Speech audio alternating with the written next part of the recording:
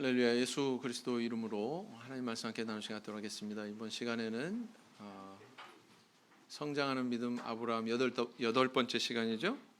네, 여덟 번째 시간으로 이번 시간과 다음 시간 두 회에 걸쳐서 할례에 대한 내용을 다루게 되겠습니다. 오늘은 그 첫 번째로 할례 언약을 받은 아브라함 이런 제목으로 나눌 거고요. 먼저 우리 하나님 말씀 같이 저와 함께 교독하도록 하겠습니다. 제가 먼저 읽겠습니다. 아브라함의 99세 때에 여호와께서 아브라함에게 나타나서 그에게 이르시되 나는 전능한 하나님이라 너는 내 앞에서 행하여 완전하라.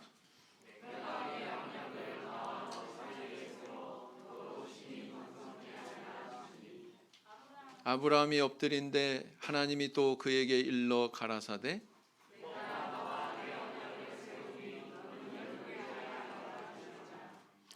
이제 후로는 내 이름을 아브람이라 하지 아니하고 아브라함이라 하리니 이는 내가 너로 열국의 아비가 되게 함이니라.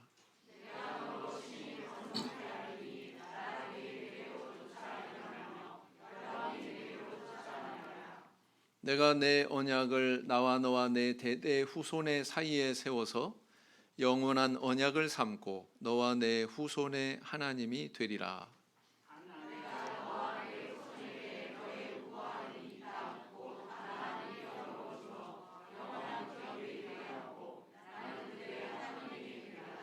하나님이 또 아브라함에게 이르시되 그런즉 너는 내 언약을 지키고 내 후손도 대대로 지키라.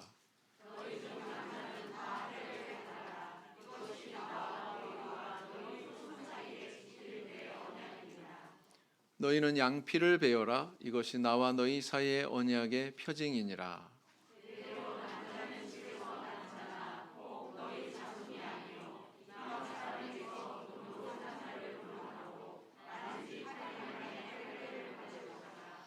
너희 집에서 난 자든지 너희 돈으로 산 자든지 할례를 받아야 하리니 이는 내 언약이 너희 살에 있어 영원한 언약이 되려니와.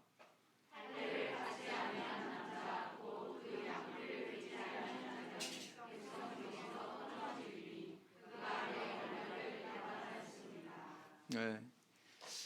이제 오늘 내용은 그 특징적인 것이 무엇이냐면은 읽으시면서 제가 계속 빨간 줄로 이렇게 빨간 줄이 아니라 빨간색으로 이렇게 칠해 놓은 그런 단어들이 있죠. 그죠? 내 언약, 내 언약, 내 언약 이게 한 7번 나옵니다. 제가 미처 놓치고 칠 안 한 것까지 치면은 7번 나와요. 네. 여기 한 군데 칠 안 했죠? 네. 보이세요? 네, 이것까지 해서 한 7번 나오고 있습니다. 그리고 또 이 내 언약이라고 표현하고 있는 것의 성격이 뭐냐 여기에 대해서도 좀 나열하고 있죠. 어떤 언약이냐? 영원한 언약이다. 영원한 언약. 그 다음에 또 그것이 실체가 뭐냐? 그 언약의 실체는 뭐로 나타나고 있죠? 오늘 할례, 할례로 나타나고 있습니다. 그래서 하나님께서 이렇게 그 할례에 대해서 아브라함에게 집중적으로 이렇게 표현하고 있는 것을 우리 발견하게 되죠. 이 할례는요 구약 성경에서뿐만 아니라 신약 성경에서도 굉장히 중요한 화두가 되거든요. 사도행전에서 왜 예루살렘 총회가 15장에서 열렸습니까? 율법주의 때문에. 근데 율법주의에서 구체적으로 다루게 되는 그 소재가 뭐냐면 할례란 말이죠. 뿐만 아니라 뭐 갈라디아서, 로마서, 뭐 바울 서신에서도 꾸준하게 이 할례에 대해서 언급하고 있고요. 그걸로 논쟁하고 있고 그렇습니다. 그래서 이 할례에 대해서는 그냥 우리가 간과할 수가 없다. 분명히 알아야 된다. 아마 중요하니까 하나님께서 이렇게 두 시간에 걸쳐서 다룰 수 있도록 많은 분량을 할애하신 것 같아요. 성경에서 강조하고 있는 부분은 계속 반복해서 나타나는 단어가 있을 경우, 그다음 분량이 굉장히 많을 경우, 이거 하나님께서 중요하게 여기시고 강조하고 있는 거다 이렇게 여기시면 된다라는 겁니다. 참고적으로 또 출애굽기 11장, 12장에는요 6월절의 유래에 대해서 그 10번째 재앙과 관련해 대단히 그 장문의 내용을 서술하고 있거든요. 그래서 이렇게 많은 내용을 서술하고 있는 부분, 바로 하나님께서 그 부분이 중요하다고 강조하고 계시는 거다. 이렇게 받아들이시면 된다라는 겁니다. 아시겠죠? 자, 그럼 잘 읽으셨는지 한번 살펴보겠습니다. 자, 아브라함이 이스마엘을 낳고 몇 년 후에 하나님이 나타나셨는가? 자, 16장 16절과 17장 1절을 비교하면 답이 나오죠. 16장 16절이 마지막 절인데 거기에 이스마엘을 낳았을 때 몇 세다 뭐 이렇게 네? 어떻게 나타나고 있어요? 네? 예, 그래서 17장 1절에서 몇 년 만에 이스마엘을 낳고 몇 년 만에 13년 만에 이렇게 나타나셨다는 걸 알 수가 있습니다. 제가 지난 시간에도 말씀드렸습니다만 성경에서 이렇게 어떤 나이, 연도 뭐 이런 거에 대해 연도가 아니죠. 나이, 기간 이런 것에 대해서 밝히는 경우가 있는데 그것도 우리가 좀 주의해서 봐야 되죠. 그죠? 가나안 땅에 들어간 나이가 몇 살이라고요? 아브라함이 12장에서 배우셨잖아요. 가나안 땅에 들어갔을 때 아브라함의 나이 75세. 그죠? 그래도 저는 틀려도 열심히 대답하는 사람을 좋아합니다. 적극적인 사람이니까. 자, 그래서 75세인데 이스마엘을 낳을 때 몇 세라고 그랬어요? 이스마엘을 낳을 때 몇 세라고 그랬어요? 86세. 자, 그럼 몇 년이 지났습니까? 아니요. 가나안 땅에 들어간 다음에 이스마엘 낳기까지 몇 년이 지났어요? 11년 지났죠? 자, 그러면 16장에서 17장 넘어가는데 장이 딱 바뀌면서 몇 년이 휙 지나간 거예요? 13년이 지나간 거죠? 아브라함이 가나안 땅에 들어가서 그동안 여러 일을 겪으면서 보낸 세월보다도 2년이나 더 되는 세월을 보낸 거예요. 그리고 99세가 됐을 때 하나님께서 나타나신 거예요. 그죠? 그 사이에는 특별한 사건에 대한 기록이 있다 없다? 없다. 그걸 우리는 좀 주목해서 볼 필요가 있습니다.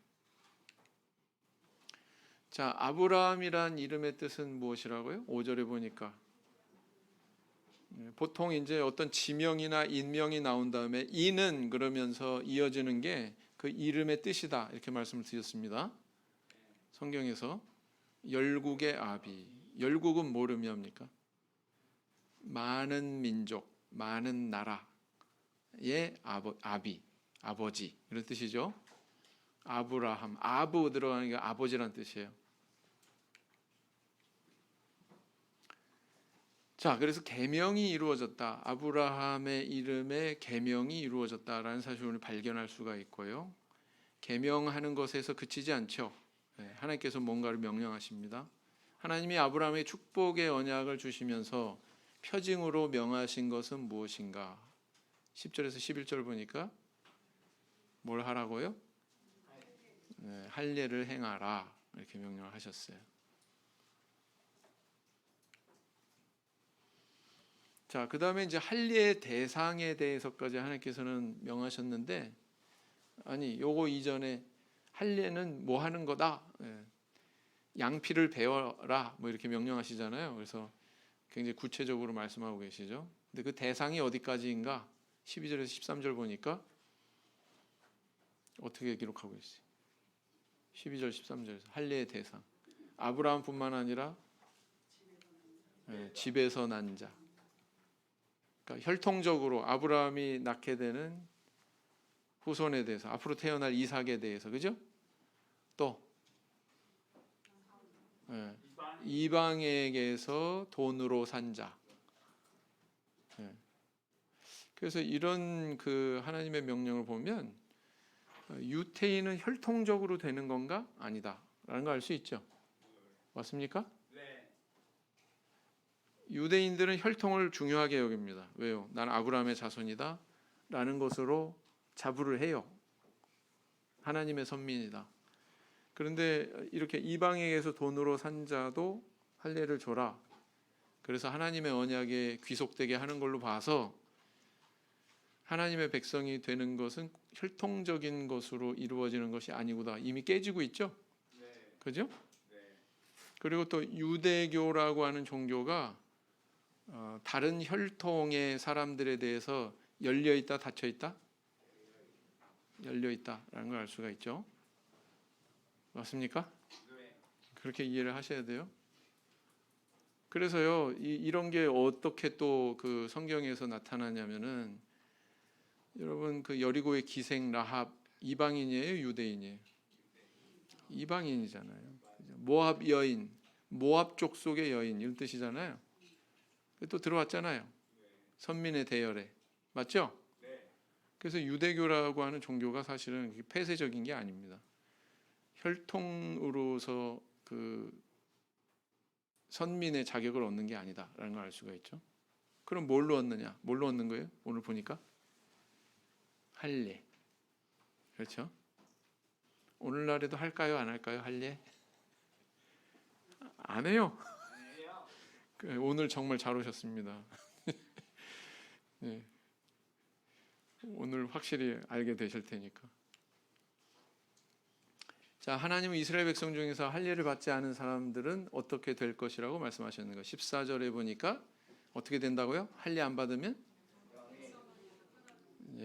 백성 중에서 끊어질 것이다. 제가 전에도 말씀드렸지만 본문 맛보기란 1번, 2번, 3번, 4번, 5번 이거는 전부 다 뭐예요? 성경에 답이 그대로 있는 거예요. 그죠? 있는 그대로를 우리가 받아들이는 거예요. 그죠? 여기에 대한 해석이나 뭐 더 깊은 의미는 다음 단계로 다루는 겁니다. 이거 초등학생도 다 하는 거예요. 그래서 청주에 이렇게 초등학생이 많은 이유가 거기에 있는 것 같습니다.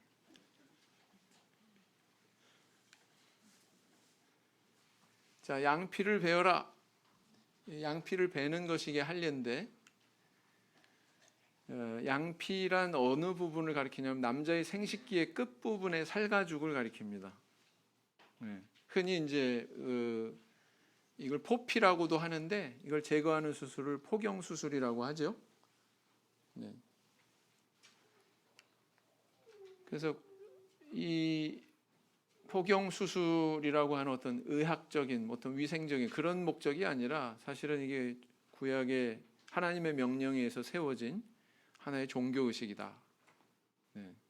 종교 의식으로 세워지게 되는 게 바로 오늘의 본문에 그 근거가 있다라는 것입니다. 그래서 이걸 일컬어서 할례다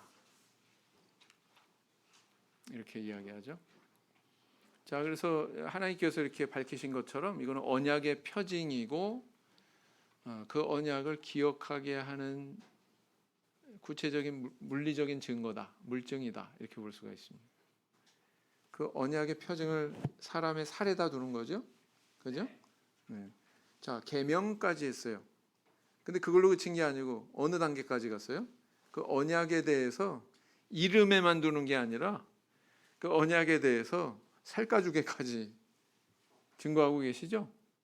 그래서 제가 전에 얘기했잖아요. 하나님의 언약이라고 하는 게 맨 처음에 구두로 주어지고 보다 더 자세한 구두로 주어지고 이렇게 점점점 구체화되고 더 심화된다 이렇게 말씀드렸잖아요.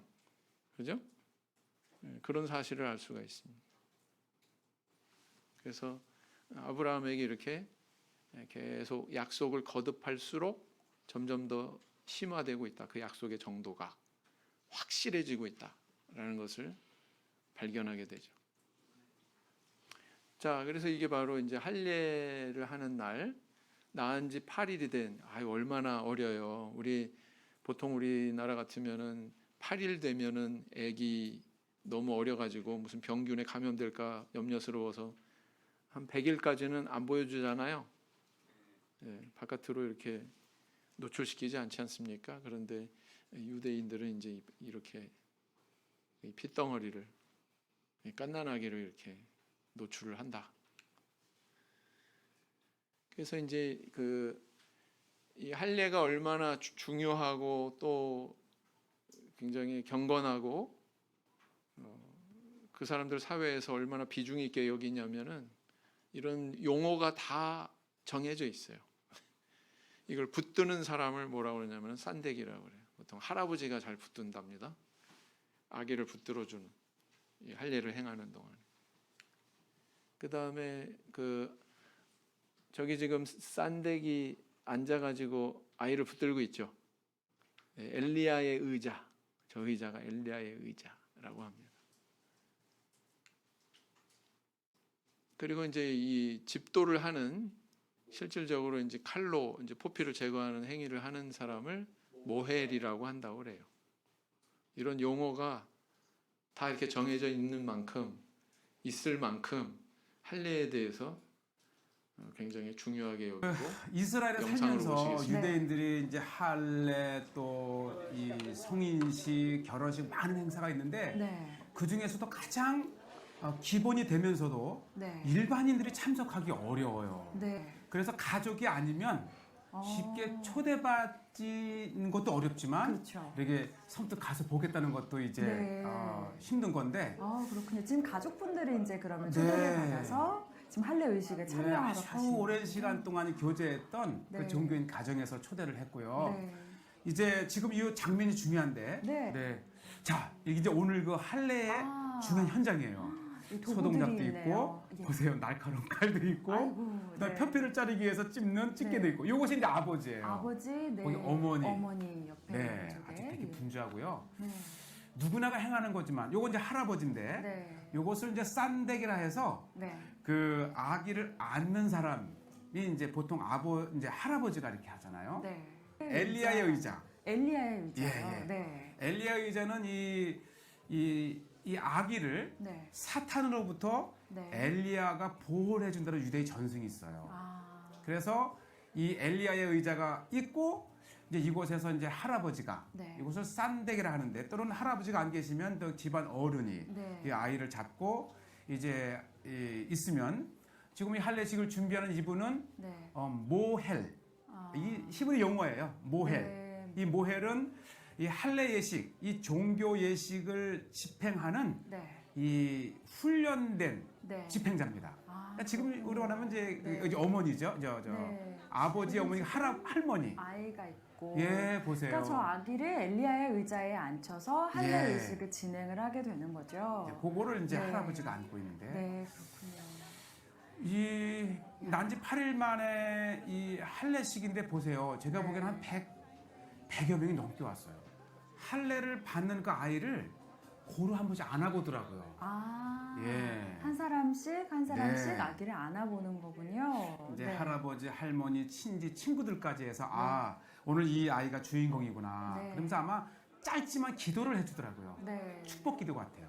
네. 그러니까 유대인들은 난지 8일 만에 저렇게 모든 사람들에게 안겨보기도 하고 여기서 네. 이제 자 이제 그 집행하는 모헬이라고 하는 분이 이제 기도문을 하는데요. 네. 그래서 아마 이 할례가 유대인에게 중요한 행사인 만큼 네. 굉장히 축복의 기도문이 많습니다. 자 다시 이제 할아버지도 안았다가 또 아버지도 안고 이제 아버지가 이 기도를 하는데요. 네. 굉장히 간절해요. 네. 이제 여러 번의 기도를 이제 아버지가 마친 다음에 네. 드디어 이제 이 싼데기라고 하는 네. 그 할아버지에게 이렇게 넘겼고 네. 이 좀 약하신 분은 저거 못 봅니다. 네. 이제 소독약을 네. 이렇게 바르고요.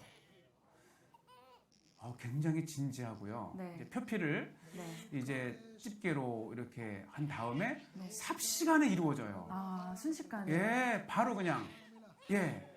네. 네, 저게 할례예요. 네. 지우보다도 더 어린인데. 자, 한번 보겠습니다. 하나님이 십수년 동안 아브라함에게 나타나지 않으신 이유에 대해서 이야기해보자 그랬습니다. 13년 동안. 자, 13년 동안 아무 일도 없다가 16장에서 17장으로 그냥 한 절 만에 그냥 넘어갔다고 그랬죠? 근데 하나님께서 딱 나타나자 마시자 뭐라고 말씀하셔요? 나는 뭐라고요? 전능한 하나님이다. 그 다음에 너는 내 앞에서 행하여 완전하라. 그렇게 말씀하시죠? 네. 자, 그 전 상황을 한번 보자고요. 16장에서 어떤 일이 있었습니까? 우리 지난 시간에 다뤘죠.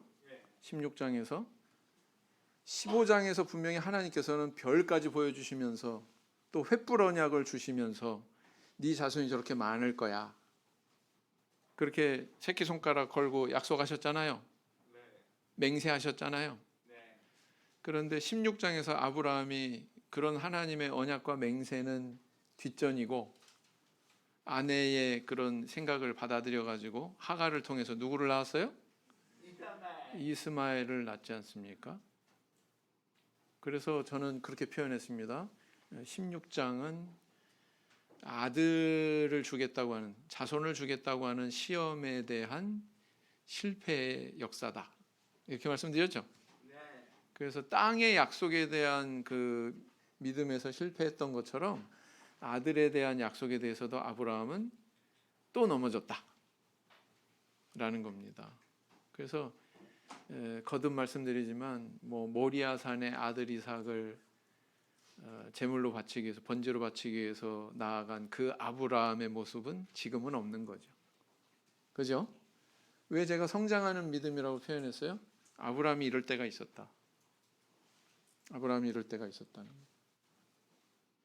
뭐 처음부터 이제 고고한 그런 아들을 제물로 바칠 만큼의 그런 믿음의 단계에 이른 아브라함은 아니었다라는 거죠. 그죠? 네. 그것을 우리는 분명히 볼 줄 알아야 돼요. 그래야 성경이 제대로 보이죠. 자, 13년 만에 나타나셔서 하시는 말이 야, 난 전능한 하나님이야. 이 의미는 뭡니까?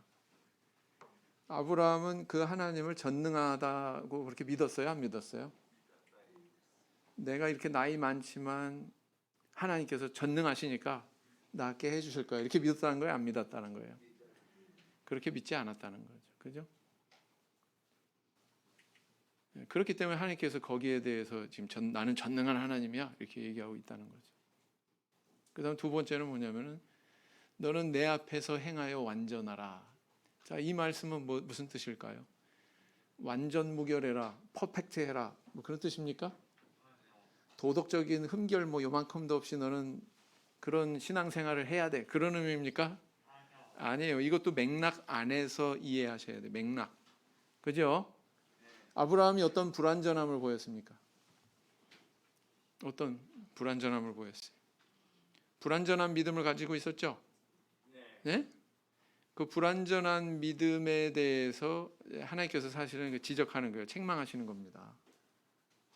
너 내 앞에서 행하여 완전하라. 행하는데 완전하지 못했어요. 어떻게 행했어요?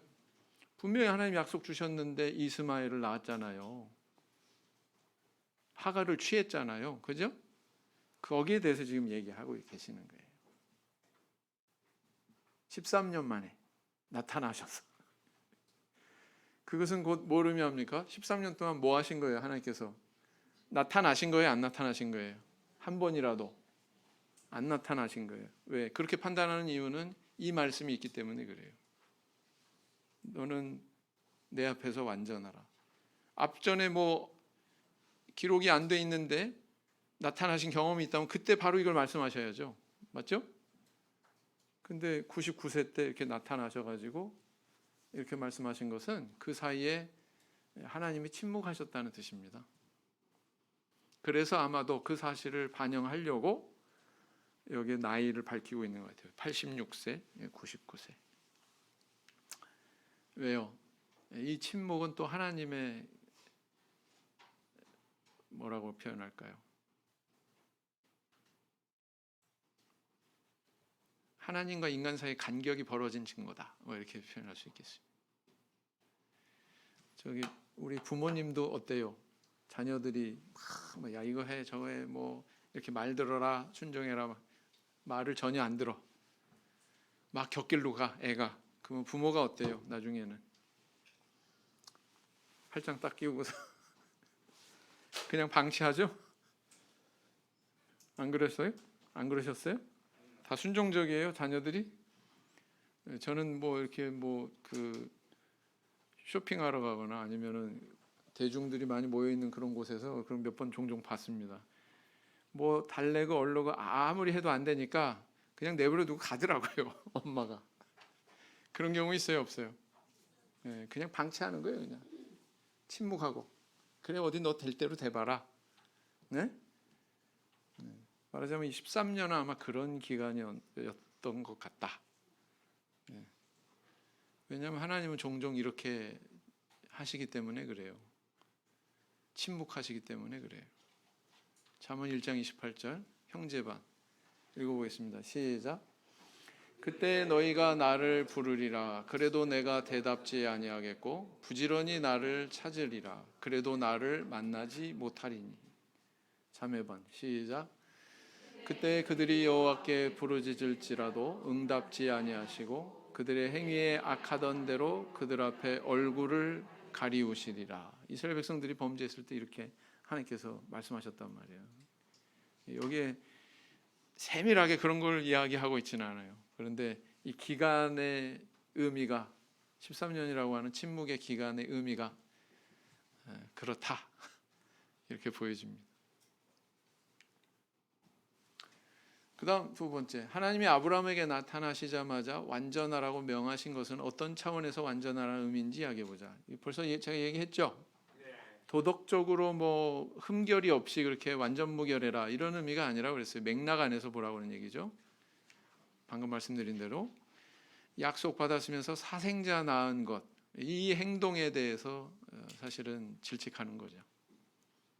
자, 거듭 얘기했기 때문에 지나가겠습니다. 하나님이 아브라함을 아브라함으로 계명하신 것은 이후 육적, 영적 차원에서 어떻게 약속이 성취되었는지 이야기해보자. 어떻게 됐어요? 실질적으로 육적으로 아브라함의 자손이 굉장히 많죠. 네. 육적으로는 자 이삭을 낳았습니다. 그럴 뿐만 아니라 또 이렇게 이스마엘을 통해서도 12부족을 이루게 하시고요. 나중에 사례가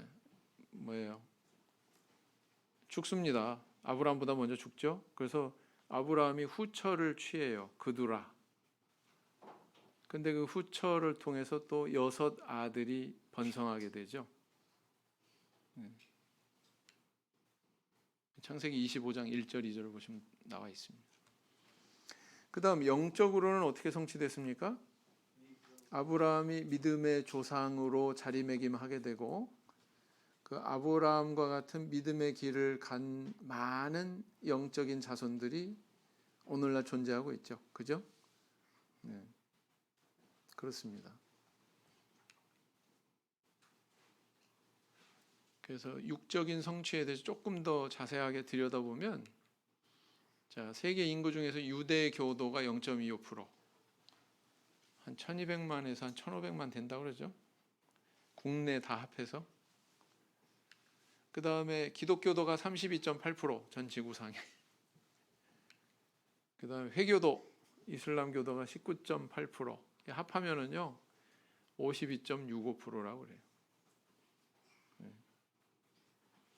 어마어마하죠. 어마어마한 퍼센테이지죠. 육적인 측면에서의 성취다 이렇게 볼 수가 있습니다. 자, 그런데 우리의 관심사는 뭐예요? 영적인 아브라함의 자손이 누구냐? 여기에 있는 거죠. 네. 갈라디아서에서 바울 사도는 아주 치열하게 할례에 대해서 논증합니다. 할례를 내세운 율법주의와 논쟁을 하죠. 그런데 거기에서 뭐라고 그래요? 먼저 읽어보겠습니다. 갈라디아서 3장 7절 형제반 시작. 그런즉 믿음으로 말미암은 자들은 아브라함의 아들인 줄 알지어다. 그 다음 구절 시작. 이는 그리스도 예수 안에서 하나님의 아브라함의 복이 이방인에게 미치게 하고 또 우리로 하여금 믿음으로 말미암아 성령의 약속을 받게 하려 함이니라. 그랬어요. 바울 사도는 그 아브라함의 자손이 사실은 저 유대교도들이 아니라 유대인들이 아니라 바로 우리야, 예수 그리스도를 믿는 우리야 이렇게 이야기하고 있고요. 그리고 하나님께서 아브라함에게 주셨던 약속하신 그 자손이 바로 이삭이 아니라 예수 그리스도다 그렇게 또 얘기하고 있거든요. 그런 흐름 속에서 지금 나오는 얘기거든요. 네.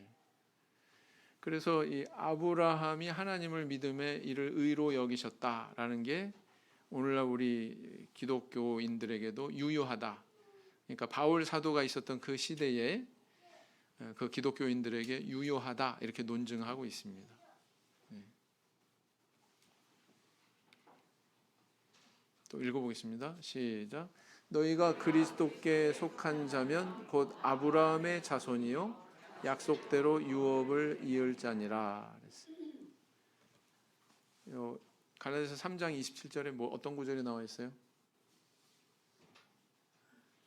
누구든지 그리스도 앞에 세례를 받은 자는 그리스도로 옷 입었느니라. 맞죠? 네. 그리스도께 속한 자에 대해서 언급되기 전에 세례에 대해서 언급하고 있어요. 그건 뭘 의미합니까? 그리스도에게 속하게 되는 구체적인 매개체가 뭐라는 뜻입니까?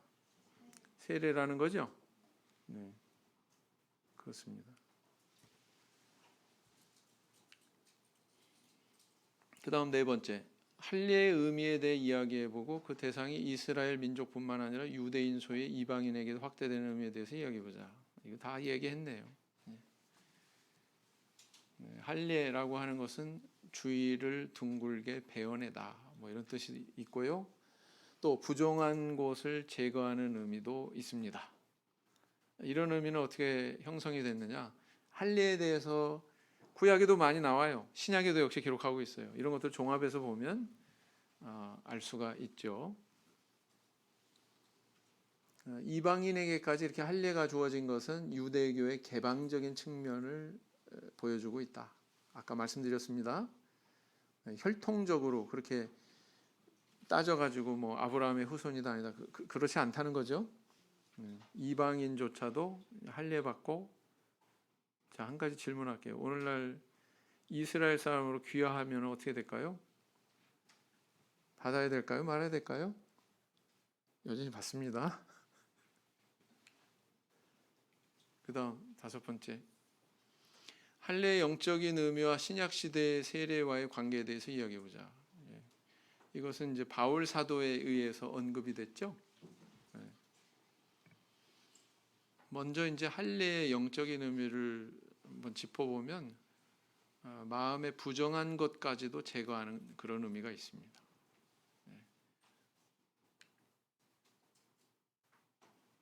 자, 이 할례라고 하는 유대인들의 이런 종교 의식을 통해서 육적 이스라엘 백성이 되는 것처럼 신약 시대에 와서는 세례를 통해서 영적인 이스라엘 백성이 되는 그런 길을 하나님께서 열어주셨다. 이렇게 이야기하고 있죠. 이거 누가 얘기한 거예요? 바울 사도. 조금 있으면 9절 읽을 겁니다. 그래서 만약에 그렇다면 이런 관계가 가능한 거죠. 구약의 할례는 신약 시대의 세례의 그림자다.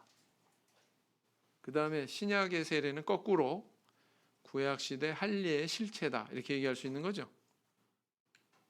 이건 제 얘기가 아니고요. 성경에 있습니다. 근거가. 자, 위에 형제반, 밑에 자매반. 시작. 그러나 우리 중에 모든 남자가 그들의 할례를 받음같이 할례를 받아야 그 사람들이 우리와 함께 거하여 한 민족이 되기를 허락할 것이라. 이거 그 창세기 34장은 어떤 일을 다루고 있습니까? 세겜 족속, 그죠? 세겜 족속이 이제 그 야곱의 딸 디나를 범하죠. 세겜 족속의 그 추장 아들이, 그죠? 그로 인해서 이제 정식으로 결혼하려면 너네들 남자들은 전부 다 할례 받아야 돼. 이렇게 얘기하는 그 장면입니다. 그래서요, 이 유대인들은 이 할례에 대한 자부심이 굉장히 크죠. 이 할례 없는 뭐 어쩌고 저쩌고 뭐 이런 거 구약 성경에 나오잖아요. 그죠? 다윗이 골리앗 뭐 상대하기 전에 막 그런 말 하고 그러지 않습니까? 굉장히 그런 데 대한 자부심이 커요. 자매반 시작.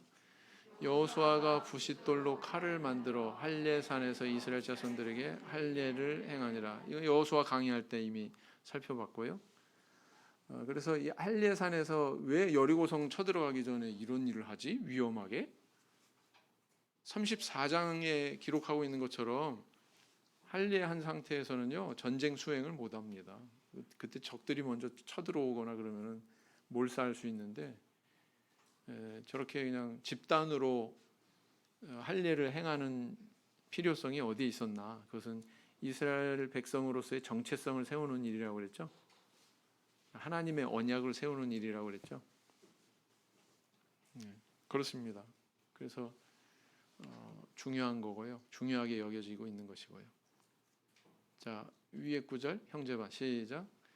나 주 여호와가 말하노라. 이스라엘 족속 중에 있는 이방인 중에 마음과 몸이 할례를 받지 아니한 이방인은 내 성소에 들어오지 못하리라. 이렇게 보면은 이제 그 육신의 그 생식기 포피를 자르는 그런 것이 할례라고 그랬는데 이게 참 특이한 표현이 있잖아요. 마음과 몸이, 그죠? 마음과 몸만이 아니라 뭐라고요? 마음과 여기까지도 이제 포함이 되고 있죠.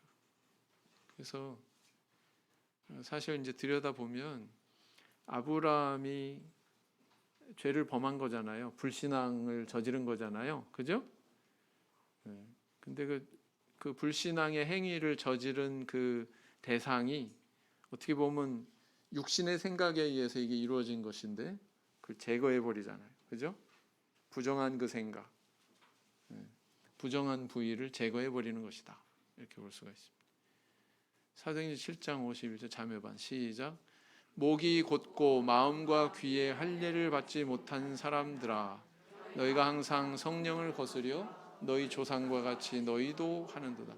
스데반 집사 설교에도 이런 표현이 나오고 있습니다. 마음과 귀에 할례를 받지 못한 사람들. 귀에도 또 할례와 연관시켜가지고 이렇게 표현을 하고 있단 말이죠, 그죠? 그렇습니다. 자, 세례 요한하고 예수님도 할례를 받으셨습니다. 위에는 세례 요한에 대한 기록이고요, 밑에는 예수님에 대한 기록이죠. 형제반 위에 시작. 8일이 되매 아이를 할례하러 와서 그 부친의 이름을 따라 사가랴라 하고자 하더니 그러나 세례 요한이 아니라 요한이라고 그렇게 했다고 이름 붙였다고 그랬죠. 자매반 시작.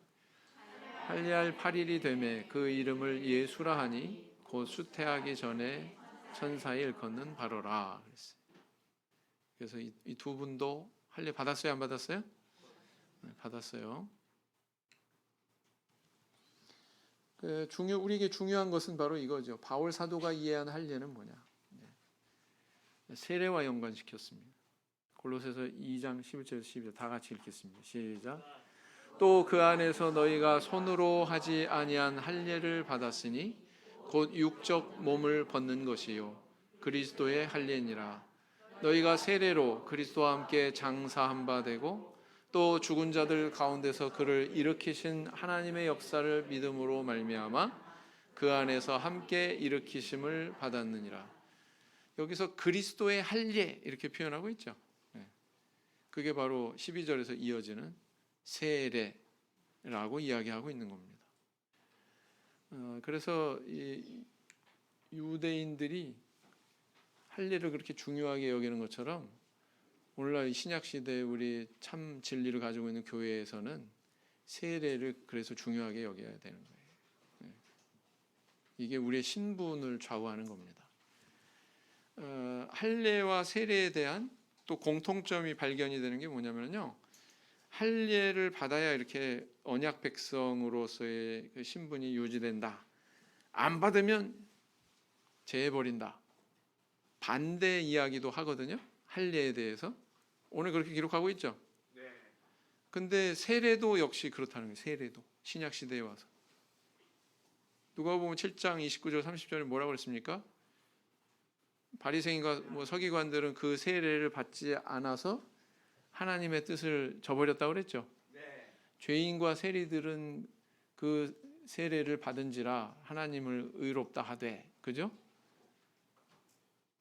하나님을 의롭다고 그렇게 평가한 반면 바리새인과 서기관들은 뭐라고 그랬어요? 하나님의 뜻을 스스로 저버렸다고 이렇게 표현하고 있습니다. 그죠? 자, 믿고 세례를 받는 사람은 구원을 얻을 것이요. 여기까지만 얘기하면 참 얼마나 좋겠어요. 불쾌하지 않고. 근데 믿지 않는 자는 어떻게 된다고요? 정죄를 받는다고. 이렇게 딱 이게 갈라지는 분기점이 된다고 하는 걸 분명히 밝히고 있습니다. 할례가 그래요. 할례가 유대인이냐 아니냐 이게 딱 분기점이 되는 거예요. 할례가. 세례도 역시 딱 분기점이 되는 거예요. 그래서 반대쪽을 이렇게 이야기하면서 갈라놓고 있거든요. 그런 공통점이 있습니다. 중요합니까 안 합니까? 중요하니까 이렇게 표현하고 있는 겁니다. 자, 그럼 내게 주시는 음성. 나는 항상 하나님의 약속을 온전히 인내하며 신뢰하는가? 아브라함이 그러지 못했다는 거죠. 그럼 우리는 반면교사 삼아야 된다 이런 의미고요. 일상 속에서 내가 버려야 할 불신앙적 모습은 무엇인가? 아브라함을 여전히 반면교사 삼아야 된다라는 얘기입니다.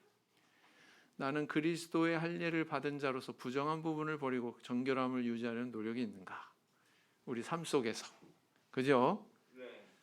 우리가 우리 몸만 세례받은 게 아니라 뭐예요? 우리 마음도 다 세례받은 그런 사람들이죠, 그죠? 죄에 대해서는 죽고 의에 대해서는 산자로 여겨야 된다 이렇게 말씀하고 있지 않습니까? 그래서 마음까지도 그리스도와 함께 죽고 그리스도와 함께 부활하는 그런 삶을 살아야 된다라는 것을 교훈하고 있는 것입니다. 자, 그래서 오늘은 이렇게 할례에 대해서 살펴봤고요. 다음 시간에 이어서 나머지 절반의 내용을 다루도록 하겠습니다. 묵상 기도하시겠습니다.